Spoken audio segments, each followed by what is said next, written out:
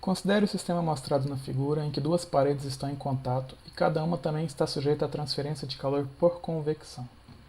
Considerando que suas espessuras são iguais, L1 igual a L2, e o perfil de temperaturas representado, qual das paredes possui maior condutividade térmica? Então aqui, esse problema aqui, nós queremos saber qual dessas duas paredes, a parede 1 e a parede 2, possui maior condutividade térmica. Vamos fazer as seguintes considerações inicialmente. Primeira consideração, se observarmos o perfil de temperatura, percebemos que na parede 1 é um perfil de temperaturas linear, na parede 2 também é um perfil de temperaturas linear. Ou seja, não há uma geração interna de calor em nenhuma das paredes, porque senão o perfil aqui, se eu tivesse uma geração de calor interna nessa parede, na parede 1, por exemplo, com as temperaturas impostas T1 e T2, eu teria um perfil mais ou menos com essa característica, dependendo da forma como é gerado. Agora, como o perfil é linear, decrescente, não há um termo de geração de calor interno. Nós podemos considerar também que o calor está sendo conduzido apenas na direção x. É um calor unidimensional. Não foi dada nenhuma informação em relação à variação temporal do calor ou das propriedades, vamos considerar em regime permanente. Então, entre as considerações, nós vamos colocar, primeiro, regime permanente, ou seja, as propriedades não variam ao longo do tempo. Vamos considerar propriedades constantes. Propriedades constantes. Qual propriedade? No caso aqui, constantes, condutividade. Nós vamos ver daqui a pouco que a condutividade ela pode ser variável em função da temperatura, principalmente. Então, propriedades constantes, condução unidimensional,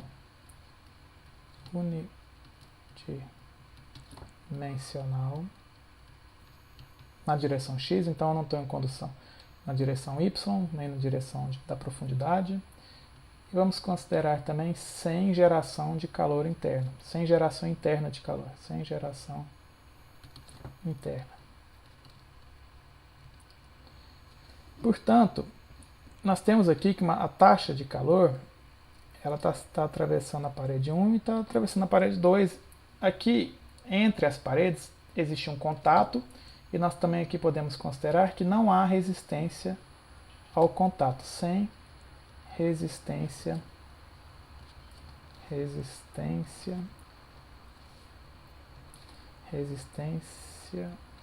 de contato. Se houvesse uma resistência de contato, haveria uma diferença de temperatura do lado esquerdo, na parede 1, no contato com a parede 2 haveria uma queda de temperatura nesse ponto aqui. Como a temperatura aqui tem o mesmo valor para as duas paredes, nós estamos desprezando a resistência de contato. Nós sabemos o que? Pela conservação de energia, o calor que está atravessando a parede 1 também está atravessando a parede 2. Então nós temos que o calor na parede 1, a taxa de calor na parede 1 é igual à taxa de calor na parede 2. Pela equação de Fourier, o calor na parede 1 é dado pela menos a condutividade na parede 1, vezes a área na parede 1, vezes o gradiente de temperatura na parede 1. E isso vai ser igual a menos a condutividade na parede 2, a área da parede 2, vezes o gradiente de temperatura na parede 2.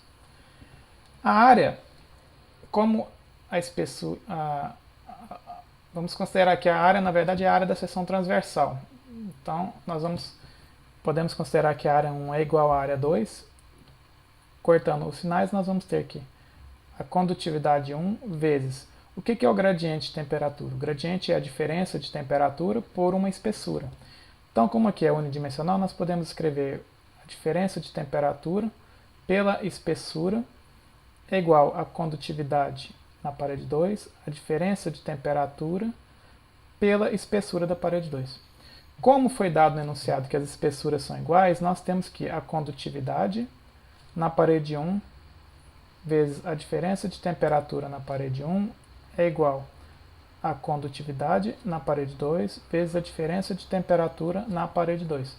Ou condutividade na parede 1 dividido pela condutividade na parede 2 é igual a diferença de temperatura em 2 pela diferença de temperatura em 1.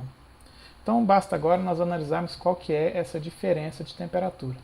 Se observarmos aqui, nós temos a temperatura T1 e T2, a diferença de temperatura, delta T1, é T1 menos T2 ou T2 menos T1. A diferença de temperatura na parede 2 é essa entre T2 e T3, então diferença de temperatura na parede 2. Então é fácil observar que a diferença de temperatura na parede 2 é maior do que a diferença de temperatura na parede 1. Portanto, a diferença de temperatura na parede 2 é maior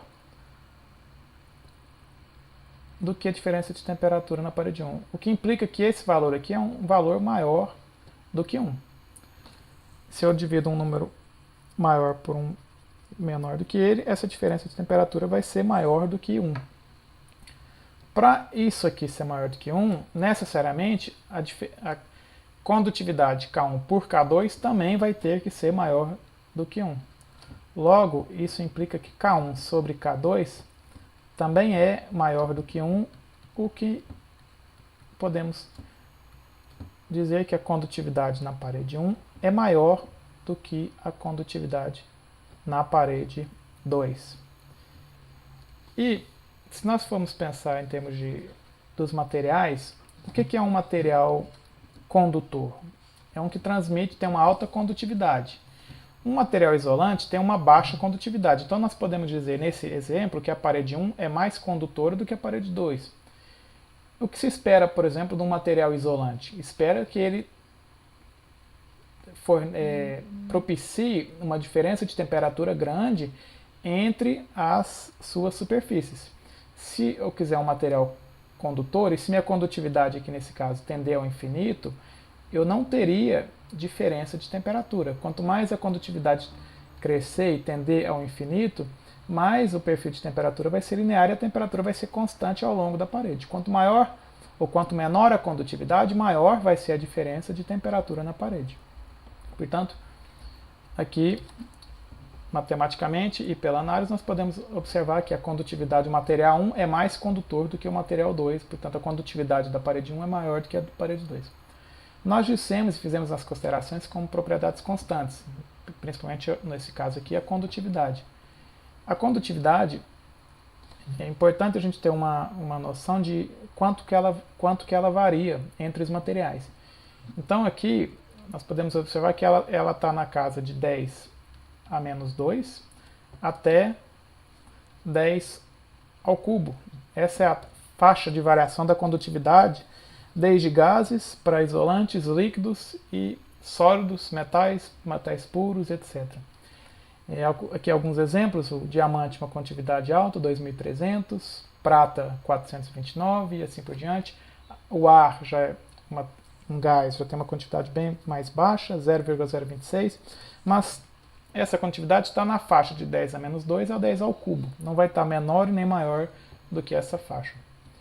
A consideração de propriedades constantes ela é válida para muitos materiais e válida para algumas faixas de temperaturas, mas temos que ter a consciência do que nós estamos considerando na resolução dos problemas. E é muito comum nós considerarmos aqui em transferência de calor propriedades constantes, mas nem sempre pode ser, dependendo da faixa de temperatura, uma hipótese razoável. Por exemplo, aqui para aço inoxidável, você vê que de 100 para 1000 é uma faixa grande de temperatura, mas também ocorre uma variação de 10 para aproximadamente 30 aqui, né? Então você tem 3 vezes maior condutividade nessa faixa de temperatura. Já para alguns materiais, prata, cobre, ouro, você vê que a temperatura, pode observar aqui que a condutividade é praticamente linear com a temperatura. E a condutividade ela pode ser encontrada por tabelada, você pode pesquisar na internet ou em tabelas, nos livros sempre tem nos anexos. Aqui é para a propriedade temperatura constante, temperatura ambiente, para vários materiais Você tem a condutividade listada. Então nós temos aqui também para gases, no caso aqui para o ar, tabelado, em função da temperatura, como eu havia afirmado. E é importante observar, por exemplo, para 100 Kelvin, o valor de 9,34. E o que esse valor quer dizer, esse 10 ao cubo aqui? É muito comum várias tabelas colocarem esse fator de multiplicação no índice. Ele quer dizer que K vezes 10 ao cubo é igual ao valor que está na linha. Então, por exemplo, para 100 Kelvin, 9,34. Portanto, a condutividade é de 9,34 vezes 10 a menos 3. E por que ele faz isso? Porque se eu fosse colocar em termos de casas decimais aqui, seria 0,00934. Então imagina todos esses valores aqui com zeros, 2, 3 casas de zeros aqui à esquerda. A tabela ia ficar muito poluída. Então é bastante comum, quando você tem valores ou muito grandes ou muito pequenos, você multiplicar o índice por um fator e representar tirando esses zeros para ficar mais fácil a visualização da tabela, mas é importante saber como ler esses valores, porque senão o erro vai estar na casa de um fator de multiplicação e um fator elevado. No caso, para líquidos também, nós temos aqui para óleo de motor, retileno glicol, glicerina, também em função da temperatura. Para água, nós temos aqui a temperatura e aí nós temos dois valores. Nós temos aqui um KF, a tabela está em inglês, nós temos um KF e um KG. O que representa esses valores aqui?